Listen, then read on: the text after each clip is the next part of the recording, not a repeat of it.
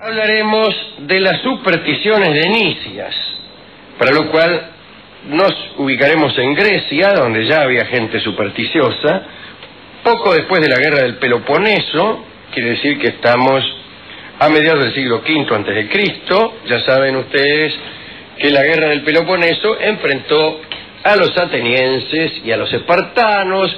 Los atenienses eran muy liberales en sus costumbres, amantes de las artes, de la cultura y de la libertad, mientras que los espartanos, todo esto es la leyenda, ¿no? Los espartanos eran más militares, más rígidos, etcétera, etcétera.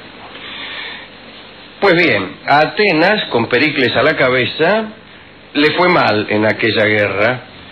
Además hubo una epidemia de tifus que mató a muchísimos soldados y a parte de la población, y los atenienses le echaron la culpa a Pericles del desastre, y se produjo una revuelta interna. Un tal Cleón acusó a Pericles de malversaciones.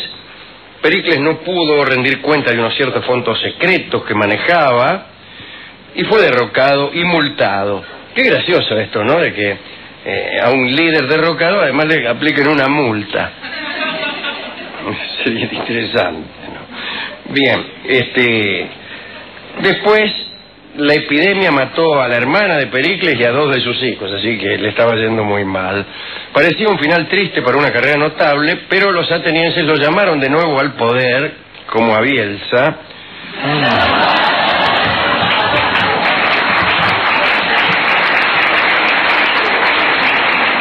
Tras un tiempo de ostracismo, pero Pericles finalmente se murió, para terminar con las discusiones, y lo sustituyó el propio Cleón, que continuó la guerra contra Esparta. Muy bien, Cleón también se murió, la guerra había arruinado la región, todo mal. Amenazada por una revuelta de esclavos, Esparta, que llevaba la mejor parte en la guerra, propuso la paz. Dice, ¿qué les parece si hacemos la paz? Y en Atenas, donde casualmente también se temía una revuelta de esclavos, se aceptó la propuesta. Por el lado de los atenienses firmó la paz Nicias, en el año 421. Nicias fue uno de los hombres de la asamblea ateniense que por su prestigio, por su linaje, por los acomodos que tenía, gobernó la ciudad.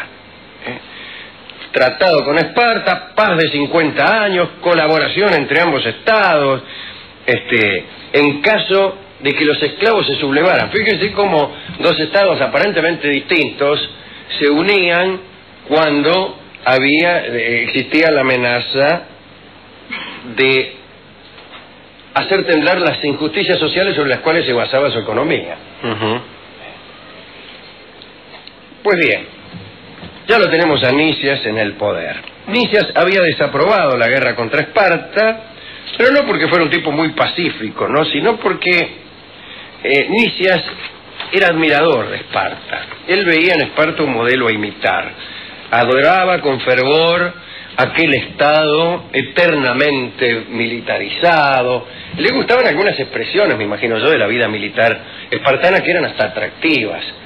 Los espartanos se paraban todos en el estadio cuando un viejo pasaba frente a ellos. Esas cosas le gustaban a los atenienses, que eran más bien desordenados, ¿no? Y Nicias era admirador de esas actitudes y también de aquella sopa negra, inmunda, que comían los espartanos para fortalecer el espíritu. Imagínense una sopa cuyo único fin fuera fortalecer el espíritu. Una sopa horrorosa. Pues bien, yo he comido. Bueno, Nicias amaba todo eso, era rico. ¿Sabe de que laburaba? Tenía cuadrillas de esclavos y los alquilaba. Alquilaba esclavos. Ajá. Pero bueno, además de todo esto, era supersticioso. El tipo creía en el Triángulo de las Bermudas, en Ludovica Esquirru, en el chupacabra, en toda leyenda que aparece. Y le fue muy mal con esas supersticiones. A toda hora hacía algo por los dioses. Por ahí andaba dedicándole una estatua a Atenea, por ahí daba parte de su patrimonio a Dioniso, financiaba espectáculos en honor a los dioses. Por cada mínimo acto a cumplir, consultaba a los númenes competentes, pagaba las respuestas con costosas ofrendas, inscribía palabras mágicas en las paredes de su casa para protegerla de los incendios. Bueno, eso está bien. ¿Cómo que está bien? ¿No es verdad? ¿Usted piensa porque escribe unas palabras no se le va a encender la casa? Ah, yo creía que sí. No. Bueno, él también creía que sí. Los días nefastos jamás iniciaba una empresa, esperaba la luna llena para cortarse el pelo. Cuando el vuelo de los pájaros indicaba mal tiempo, pronunciaba la fórmula del conjuro y la repetía 27 veces, como hacían los griegos. Abandonaba el aerópago o el areópago si escuchaba el chillido de un ratón. A cada muerto de su familia le dedicaba una ceremonia especial invocando el nombre de cada uno de ellos, a cada bocado que engullía, por ejemplo. Cada vez que morfaba, homenajeaba a sus muertos queridos, que debían ser muchos, porque era una familia antiquísima, y entonces te homenajeo a ti, abuelo fulano, tío mengano, bla, bla, bla, y los nombraba todos y comía un bocado.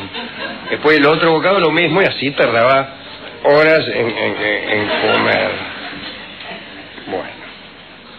Tenía un enemigo que era Alcibíades, que quería convencer a los atenienses de que el único modo de recuperar el prestigio perdido en la guerra con Esparta era conquistar Siracusa, que era naturalmente en lo que hoy es Sicilia. Nicias suplicó a la asamblea que rechazara la propuesta de Alcibíades, pero Alcibíades dijo: no, vamos a hacer la guerra a Siracusa, seguro de que le iban a dar el mando del ejército a él, porque era un buen general Alcibíades. Pero sucedió algo. Una noche, mientras se hacían los preparativos para la expedición nomás a Siracusa, las estatuas del dios Hermes de la ciudad fueron mutiladas. Unos muchachones, o vaya a saber quién, mutilaron las estatuas del dios Hermes. Se encargó una investigación, naturalmente, y las sospechas recayeron sobre Alcibíades. Para mí que fue Alcibíades. Seguramente no tenía nada que ver, pero bueno, fue víctima de una maquinación de los que querían evitar la guerra. Alcibíades solicitó un proceso y mientras se esperaba aquel proceso, el mando de la expedición le fue confiado a Nicias, es decir, al que no quería hacer la expedición. Bueno, a ese lo nombraron comandante de la expedición. Nicias, antes de aceptar, naturalmente consultó a los oráculos, mandó emisarios a Egipto para interrogar a Amón. Los emisarios respondieron que el dios había dicho que estaba todo bien, y Nicias dio la señal de partida.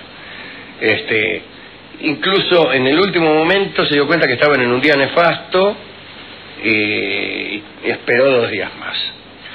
Para congraciarse con el cielo, durante la navegación ordenaba ayunos y oraciones a toda hora a los soldados que, claro, cuando desembarcaron estaban completamente debilitados por la falta de morfe. Meta ayunos para conseguir el favor del cielo, pero habían rebajado 8 kilos cada uno. Ni bien desembarcaron, el cielo descargó unas lluvias torrenciales y como postre una epidemia. Entonces, espantado, Nicias decidió abandonar la empresa y reembarcar al ejército para volverse. Pero en aquel momento hubo un eclipse de luna y Nicias creyó que aquel eclipse de luna era una orden celeste. Es decir, como todos nosotros, sabía que los eclipses se producen cuando las divinidades tratan de hacernos comprender su voluntad. Y entonces, en vez de reembarcar al ejército inmediatamente, aplazó la partida por 27 días. Durante esos 27 días los siracusanos se dieron cuenta de a quién estaban enfrentando. Y efectuaron una salida nocturna, asaltaron la flota. Nicias se batió con bravura, pero leyó unas olas del mar y las interpretó como una orden para retirarse y se retiró. Los siracusanos lo persiguieron y lo alcanzaron. Lo mataron en realidad. La crónica cuenta que los dorios siracusanos pusieron una prueba. Serían ejecutados todos, menos aquellos atenienses que supieran recitar de memoria algún verso de Eurípides. Mirá vos. ¿Qué tal, Mirá, los siracusanos. ¿Qué Bueno, tal? dice, los vamos a pasar a cuchillo a todos, menos a los que ahorita mismo me reciten un verso de Eurípides.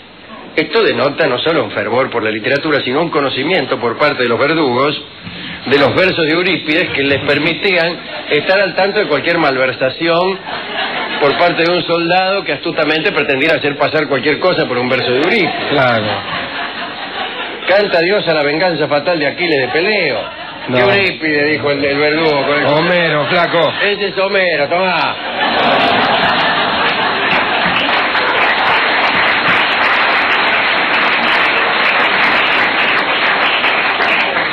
Nicias cayó, dice, cayó no con Y, calió. No recitó un verso de Eurípides, no se sabe si por ignorancia o por superstición, porque tal vez le habían dicho que recitar a Eurípides en Siracusa era de mal agüero. El caso es que lo liquidaron. Y así, enterado de aquel desastre en Siracusa, Alcibíades, que había instado a la guerra, fue juzgado, eludió el proceso, se refugió en Esparta, pero esa es otra historia. La historia de hoy es la historia de Nicias, aquel que interpretó mal un eclipse. Si no recuerdo mal, en el libro Crónicas del Ángel Gris hay un recuerdo lateral de la errónea interpretación de un eclipse por parte de Nicias, que era el mismo eclipse. Interpretar mal a los astros es el peor de los pecados. Primero, creer que los astros tienen algo que decirnos es ya creer demasiado. Es probable que sí, es probable que signifique algo, que los astros ejerzan una influencia sobre nosotros. Lo improbable es que se pueda conocer el sentido de esa influencia. Pero el peor error es interpretar mal las señales, no ya los astros, las señales. Las cosas dan señales. La gente da señales. Y probablemente, no por supersticioso, sino por fe poética, uno puede creer que, como decía Octavio Paz, el universo está hecho de una serie de jeroglíficos, de emblemas, y que cada cosa del universo significa otra cosa. Que todo es emblema de alguna otra cosa. Pero eso es un pensamiento poético, no supersticioso. El error es interpretar mal. Equivocar la metáfora es un pecado imperdonable. No entender lo que el universo está diciendo, lo que el poeta está diciendo, provoca tantos males como el de Nicias cuando entendió el eclipse. Cuando se creyó que el eclipse le decía que debía permanecer en aquel lugar donde lo iban a liquidar. De la misma índole es el pecado de no entender al poeta, de entenderlo al revés, de entenderlo literalmente, de hacer decir al poeta lo que uno ya tenía dicho en su corazón prosaico, de creer que los poetas escriben para uno, para complacerlo a uno, para avalarlo a uno, para enfatizarlo a uno. En vez de ir uno hacia el poeta, creer que todos los poetas tienen que venir a uno y rechazarlo cuando no coinciden con uno. Ese es el error de Nicias. Así que ojalá que ningún poema sea mal interpretado por nosotros y que no nos codeemos 27 días en algún lugar que a lo mejor hay que abandonar inmediatamente. Esta charla está dedicada a los que saben entender las señales de los poetas, las señales del amor. A los que entienden una palabra y la interpretan bien. El que cree que no cuando es sí, está mal. Y mucho peor es el que entiende que sí cuando es no. El buen enamorado, como el buen poeta y como el buen lector de versos y como el buen interpretador de eclipses, no puede equivocarse. Hemos ido a la discoteca y encontramos al discotecario tirando las cartas, al gerente de programación, que resolvió levantar un programa porque le había salido el 4 en copa.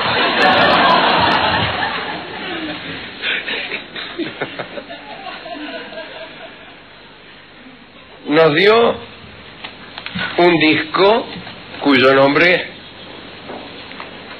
es Estrellita.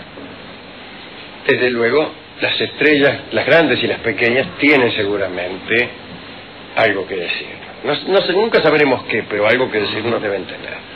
De modo que escucharemos esta bella canción, Estrellita, en la versión del guitarrista Roberto Grela.